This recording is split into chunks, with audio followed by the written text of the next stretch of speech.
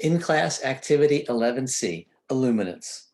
In preview assignment 11C, you calculated the illuminance of an object that is located near a light source. Can you think of some situations where it would be useful to be able to determine illuminance levels? Well, maybe in the exterior around a house, maybe making sure it's properly lit at night. So we could even say, how about a walkway? Let me turn this on. How about a walkway around your house? And then in the interior, we could say, how about reading? Need plenty of light for reading. Objectives for the activity. You will understand negative exponents affect the rate of change of behavior of power functions. You will be able to identify graphs of power functions, compute and describe the rate of change behavior for power functions with negative integer exponents, solve equations involving power functions. The equation for the illuminance of an object that is near a light source with brightness phi sub v is given by the equation. E of r equals phi of v divided by 12.57 r squared. If the brightness of the light source is 950 lumens, the function E is a power function of the independent variable r. What is the coefficient of this power function rounded to the nearest tenth? What power is the variable r raised to?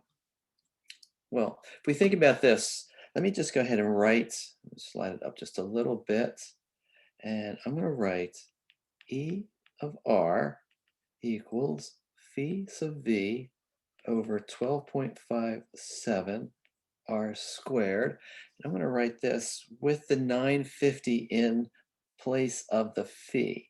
So we're going to put an equal sign and then 950. I'm going to write the 12.57 directly under it and then separate this into two fractions. So I'll put 1 over r squared. And then if I divide 950 by 12.57, we'll get about 75.6. Let me just write that in for the fraction. And then instead of writing 1 over r squared, we're just going to write r to the negative 2 power. So we can see the variable r is raised to negative 2, and the coefficient of the power function is about 75.6. Let me slide this up. Number 3, the relationship between illuminance and distance for an object located near a 950 lumen CFL are shown in the table below. Illuminance levels of 2000 lux and greater are required for humans to comfortably and accurately perform tasks that involve small objects and low contrast, especially for longer periods of time. Part A. Calculate the missing values for the variable rate of change of illuminance to the nearest whole number. The interval used to calculate the rate of change of illuminance is the distance r for the current point and the previous point. For example, the rate of change of the illuminance at r equals 0.500 is calculated on the interval from 0.450 to 0.500. So let's try an example here. If we look at a value where we're missing a piece, let's see, 0.500. Well, since we just mentioned it, we'll just do this one here. So I'm going to take this interval and I'm going to go one up here, and I'm going to go up to here and use this information. So when we do this, I'm going to take the 302, this is going to be the numerator, 302 minus 373 over 0.500 minus 0.450. When we divide this out, we get a number that is negative 1420. Let's try this again on another interval. How about 0.250 here? We're missing something here and here. So to figure out that missing cell, we're going to go and use the information directly above it. So the numerator will be 1210 minus 1493. Write that again. over 0.250 minus 0.225. When we calculate this, we get negative 11,320. So let's put negative 11,320 in here. So there we go. The others are missing cells like here and here, and there's even one at the bottom here on the next screen. They're calculated similarly. Let me give those to you. Okay, so that would be, the first one would be negative 59120, negative 59120. And then if we go down to the next one, which is at the bottom, is negative 360. And then the last one, that is going to be negative 170. Okay. So let's scroll down to part B. It says, what are the units for the average rate of change of illuminance? So if we think about this, it's going to be lux per meter. There we go. Part C, let me just scroll up here. Part C, using complete sentences, describe the average rate of change of illuminance as the distance from the light source increases. Okay, so if we think about this, for smaller values of R, let's see, we'll do smaller values of R.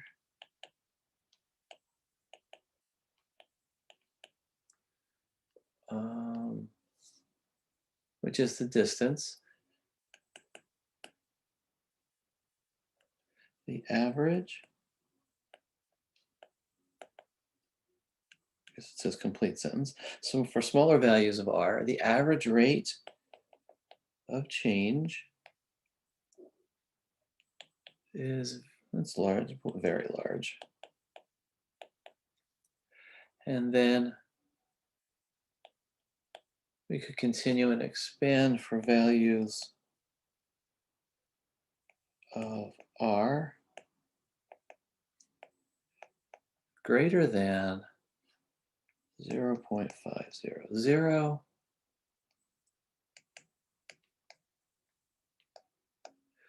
The rate of change is going to be smaller.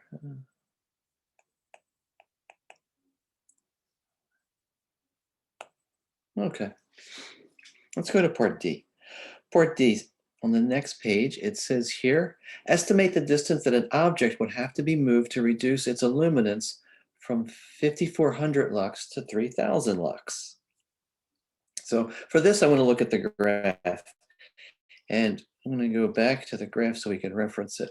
5,400 would be there. That would be 5,400. And 3,000 would be, it's marked here, right there, it's 3,000. So if we trace this over, I'm going to put a dot right there, and then we trace that dot down, we'd end up right about there. And according to the scale here, it's going to be about 1,200. 1,200, so it's going to be about 0.12, excuse me. And if we do this again for the 3,000, put a point here, and we trace that down, it's going to be about 0.16. So those are the numbers we're going to go down to part D here and subtract. So all we have to do is take 0.16 minus 0.12 and get 0.04, and that's going to be in meters. Part 4, a jeweler consults with the lighting specialist to determine the illuminance level needed to craft finely detailed jewelry. The specialist recommends a minimum illuminance of 5,000 lux. The jeweler is going to work on the jewelry at a distance of 0.2 meters from the light source.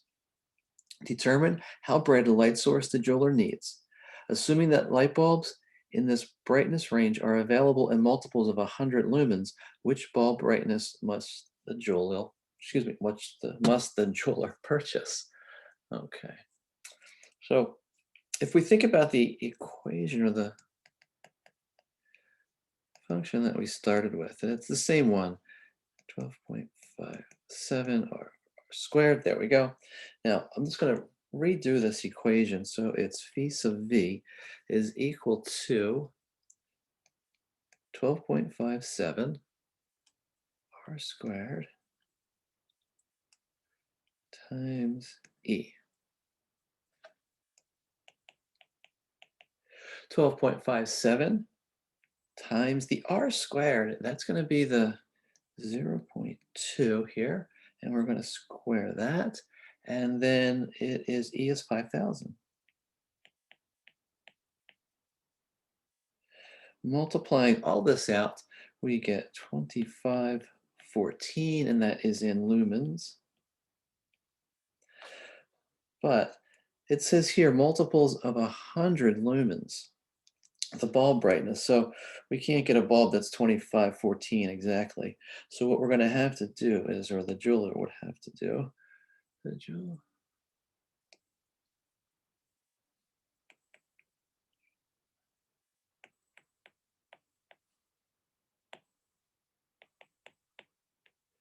I have to purchase. That's not screen stuck. Hold on.